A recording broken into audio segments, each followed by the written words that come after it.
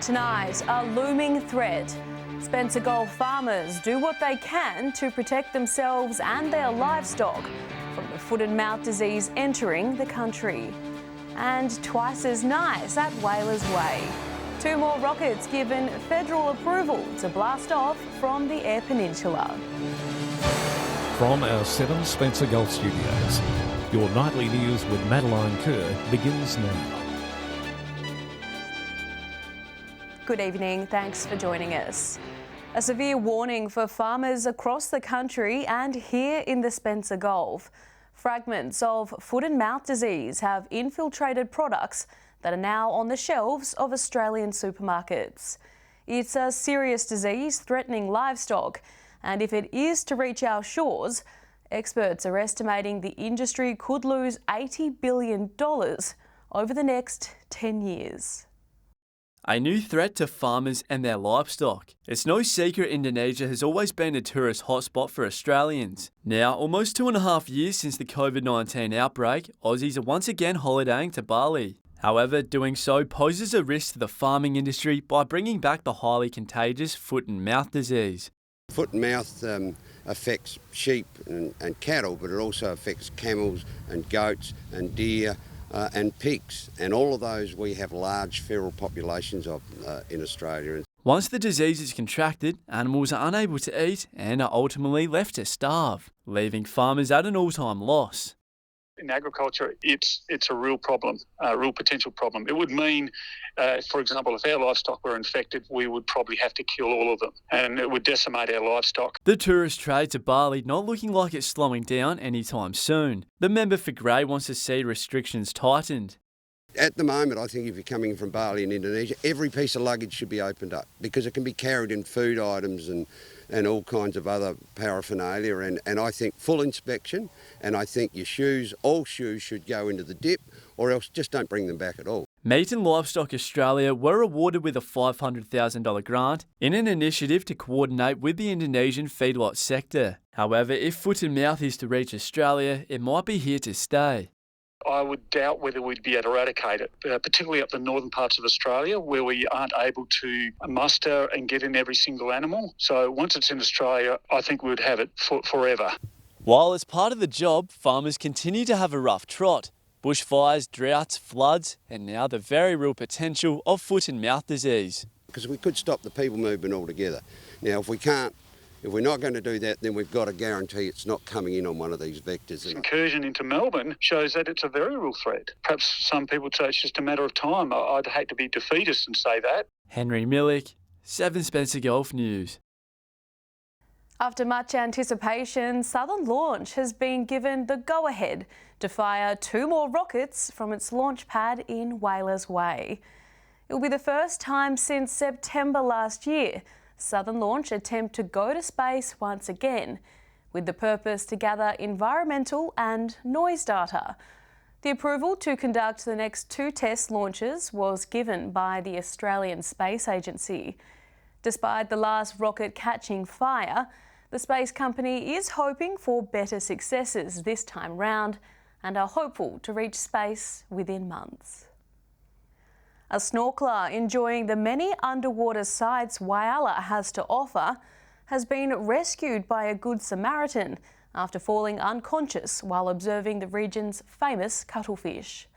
As reported by 7 News Adelaide, the man was seen floating on his back and was quickly brought into shore, where he was taken to hospital for observations. It's thought the snorkeler experienced a medical episode. The Patton Village Committee has announced during next month's Monday Bash they'll be holding markets to follow the festival. The sideshow will be a welcome addition, giving visitors to the city a chance to see what the south side of Broken Hill has to offer. Joshua Mercer has more. After welcoming new members to their ranks last month, the Patton Village Committee is keen to get the ball rolling post-COVID, starting with the markets. The event will be a family-friendly one, taking place on August 21, just one day after the bash finishes. It will take place in Patton Park, just opposite Bell's Milk Bar. There is set to be live music, sausage sizzles, as well as arts, crafts and food stalls. Mayor Tom Kennedy and Councillor Michael Bowen, who was self-described as a Southie, have both welcomed the event, saying it's a great opportunity for locals to showcase their wares and hospitality, and that the committee has shown great initiative. During the last bash, which took place in April, the City Council put on the Monday Fringe Festival on Argent Street, which featured a number of local musicians busking along the main drag, and also a performance reenactment of the first ever union meeting played by local actors. The influx of tourists in April saw local spending increase by $3.5 million. The original estimate was $5.4 million over 3 years of the bash, so we're already exceeding expectations. Next month's event is set to be co-headlined by Jimmy Barnes and Midnight Oil, the Aussie band on their final tour. Playing on the Monday Plains is the perfect swan song for Peter Garrett & Co, as it was where the music video for Beds of Burning was filmed. Tickets are still on sale for those wanting to attend the bash, but you had better get in quickly.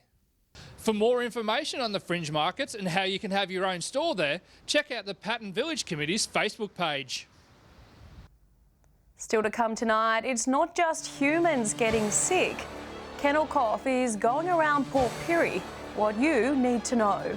And after 3 long years, Port Lincoln locals finally have a date to celebrate the belated 60th instalment of the Tunarama Festival.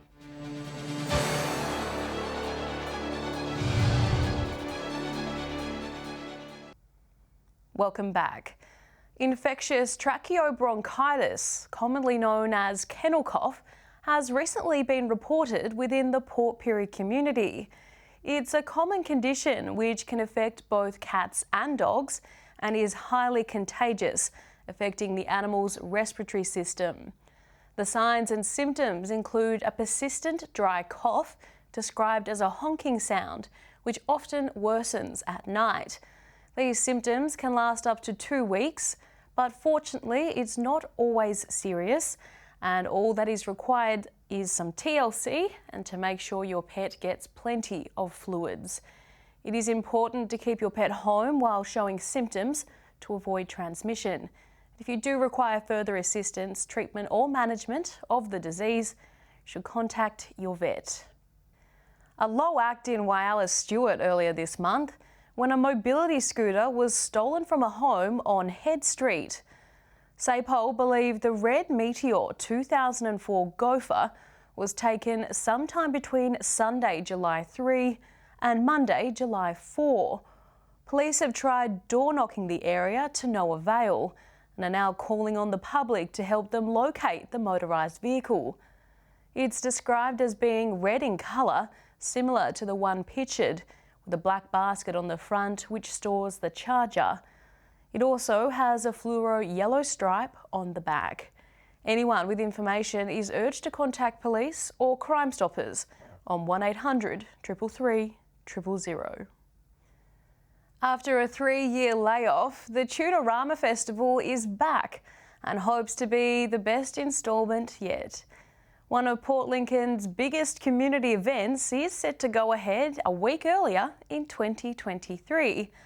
And there's still time for people to get involved before the action begins.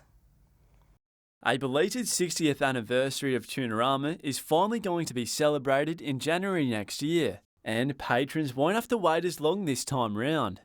Firstly, the change of dates. It'll be Friday the 27th, Saturday the 28th and Sunday the 29th. We had to change the earlier dates because the show rides were not going to be available that weekend. The festival is on the search for new Quest ambassadors and committee members to revive the much-loved event. Not only with entrants, we obviously would like some more entrants to get on board, and also committee and volunteers. If we could have some people enlisted to help with things like that would be wonderful as well. Karen, excited to bring the festival back to the city, showing it off to those who may never had the chance to experience it before. Well, yes, the last 2 years we haven't been able to have the festival due to COVID, and a lot of people new to the town have never experienced one, so it'll be wonderful to get that up and running again, and we're looking at a whole new format for 2023. Over $2 million was spent by visitors during the 2019 Tunarama, which saw tourists travelling far and wide for the event. Despite its new look, the event is hoping to uphold its traditions, such as the tuna toss, fireworks and the parade. The festival, a rich part of Port Lincoln's heritage. That, you know, the tuna polar really epitomises the whole Tunarama festival in that, you know, it's to highlight the town and the fishing industry and what it means to Port Lincoln. Henry Millick, 7 Spencer Golf News. Stay with us after the break. A winter reminder to keep up to date with your COVID vaccinations as South Australia grapples with cases. And capturing important moments. The Regional Photography Challenge now open in the Mid-North.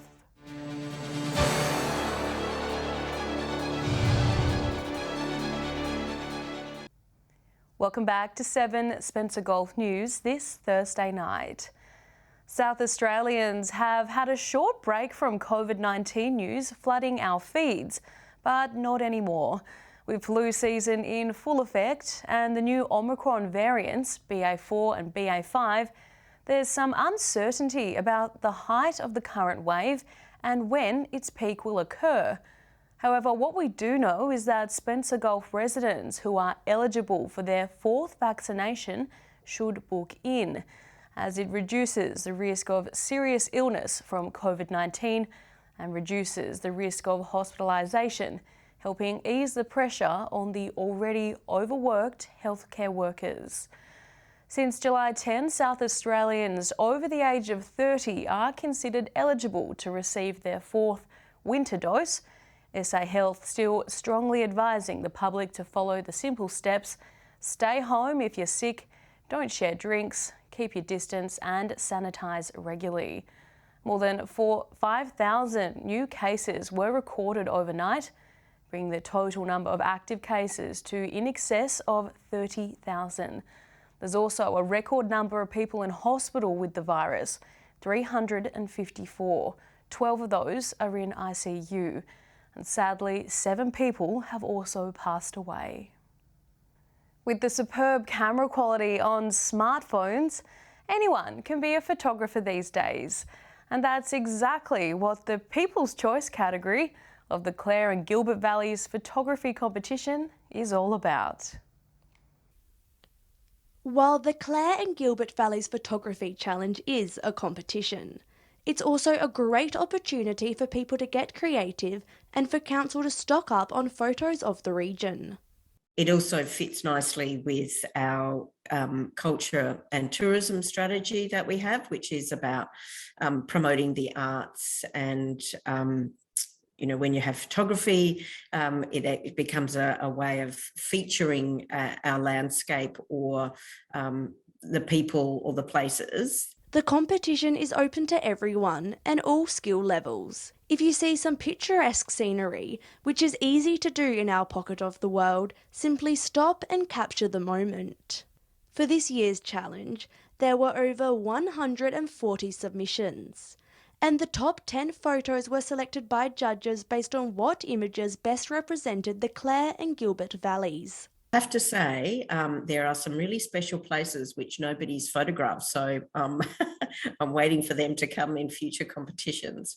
Council felt it was important to have a People's Choice category, as it involves the community. It is hoped the event continues to grow in popularity. Voting closes on Monday, August the 8th, and you can do so online. Annabelle Francis, 7 Spencer Golf News. Stay with us after the break. For the first time ever, we bring you fishing tips from across the border in Menindee. And we'll have the weather details with John Hunt.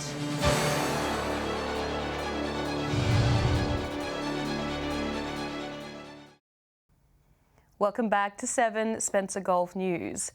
If you're just joining us, every Thursday we bring you fishing tips from right across the Spencer Gulf.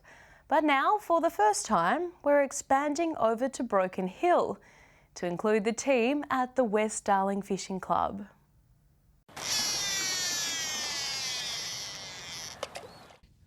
So, g'day everybody, it's Robert Bosch from the West Darling Fishing Club.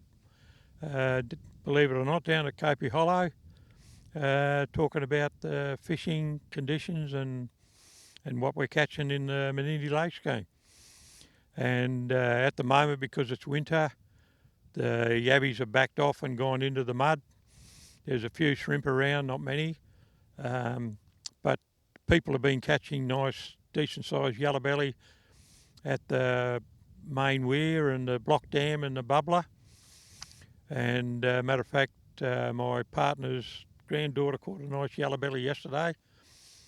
And but other than that, things haven't been too good because the water's getting cold. It's only yesterday it was only 11 degrees in the water, so the fish have backed off a bit and the yabbies are going into the mud. And there's no cod around at the moment, although come summertime, springtime, August, September, when this water starts to get up around 18 degrees, we'll see all the yellowbelly back and the cod back and the yabbies will be back, and I reckon it'll be on for young and old in the place, yeah. Welcome another week around the Gulf Fishing Tips from Port Pirie. Isn't it been fantastic with this cold weather? It brings out our King George whiting. But some of the places that we need to tell you about that are really going off at the moment is Woods Point. So get yourself around to Port Davis and have a troll around while there. When you're coming home for King George whiting, do remember to troll and also have your squid jags over while you're there. If you haven't got a bigger boat, just go to the Oval just out the front of Port Davis. You should be able to pick yourself up a nice feed of fish as well.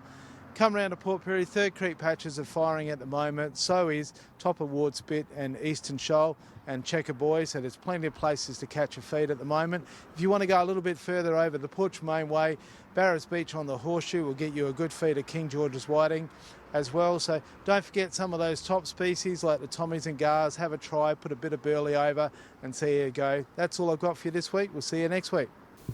G'day and welcome to Fishing Tips in Port Lincoln. We'll start up the coast, and the salmon news has been pretty good over the past week. There's been fish caught up at Loxwell, at Sharinga, and also a few fish at Talia, and there's been some nice sized fish as well, up around the 3 to 4 kilo mark. Down closer to home, the salmon news is pretty good as well. At Sleaford, Tawana has had quite a few fish, around the 2 to 3 kilo, and also out at Curda as well, there has been some fish. Whiting news has been pretty good out the Farm Beach side. Really consistent catches. Better sized fish around the Frenchman's to Farm Beach area, and slightly smaller fish over on the Sand Hill side. Out wide of Sir Isaac's, there's been a few red snapper caught out on the reefs, and quite a few school sharks as well over the past fortnight, with some really nice school sharks up around the 18 to 20 kilo mark. Back in the bay in Port Lincoln, the whiting news has been a little bit patchy, but there has been some nice garfish, especially out around Boston Island. Well, that's all for this week. We'll see you again with more tips next week. Good to have you back, Jamie, and also welcome to the West Darling Fishing Club. Time now to take a look at what's happening in the weather with John Hunt. John, Port Augusta has a really nice few days coming up. Good evening, Maddie. That's right. Port Augusta is a place to be this weekend, with temperatures in the early 20s. It's not too unusual for this time of year, with a similar pattern recorded last July as well. I'll have more on that in a moment. Just 11 degrees in Broken Hill today. Woodner was cold overnight, down to -2 degrees. The feels like was closer to -6.5, before warming up to 17 degrees today. Clare's maximum temperature was just 13 degrees, just after 2 p.m. Looking more broadly at today's weather map, and 20 degrees in Port Augusta. Port Pirie not far behind with 19. 16 the top in Kadina and Adelaide. Taking a look at the satellite image now, and a large high pressure system over the Tasman Sea in maintaining a ridge of high pressure over SA. A weakening change will move into the far west of the state tomorrow before dissipating, with a northerly airstream continuing on Saturday, ahead of another change in the west on Sunday, extending eastwards throughout early Monday. Moving on to tomorrow's weather outlook now, and we'll start with the Gulf waters. Northeasterly winds 15 to 30 knots, seas between 1 and 2 metres. South to southwesterly swell below 1 metre. 17 degrees in Port Lincoln tomorrow with possible showers. A low temp of 8 degrees. Between 9 and 16 in Cleve in cloudy conditions. Cloudy in Woodner as well, warming up to 18 degrees. It won't get any cooler than 8 degrees in Whyalla, Port Augusta or Kadina. 18, 19 and 16 degrees degrees respectively. 18 and cloudy in Port Pirie as well. Partly cloudy in Clare, 15 degrees after an overnight low of 7. And Broken Hill will be mostly sunny on Friday, reaching 18 degrees. Taking a look further through the week now and starting with Saturday's look. And as I mentioned earlier, Port Augusta's in for a warm few days, 22 degrees. 20 on the way for Whyalla, 19 in Woodna and Port Pirie.